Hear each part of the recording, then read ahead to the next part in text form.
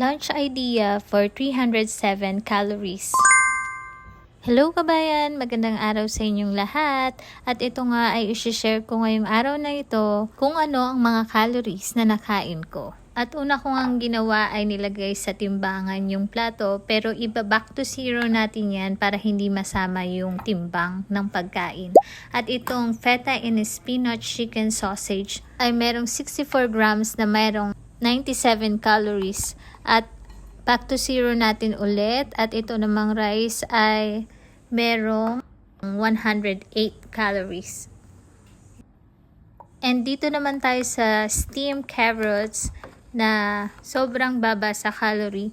Bagay na bagay siya sa mga nagpapababa ng timbang tulad ko. At itong carrots ay merong timbang na merong 39 grams at equivalent to 17 calories. Alam nyo ba na ang cauliflower ay isa rin sa mga mabababa ang calories? At ito ay isang alternatibong paraan para sa pagkain ng kanin. Kung hindi ka magkakanin, pwede rin ang cauliflower.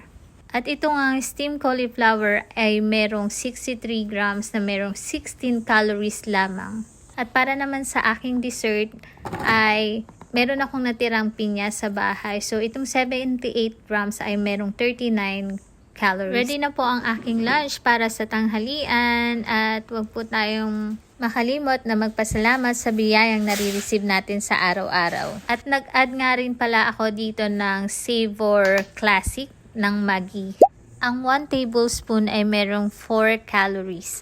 At tara po, kain tayo mga kabayan. Simple at madaling gawin.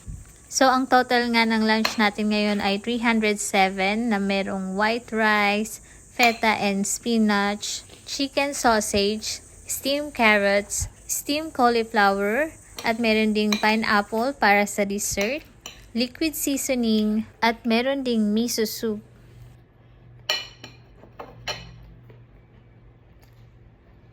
Ang app nga pala na ginagamit ko ay ang MyFitnessPal para i-store lahat ng mga kinakain ko. Sana nakatulong ang video na ito. Maraming salamat sa inyong panonood kabayan. Hanggang sa muli. Paalam!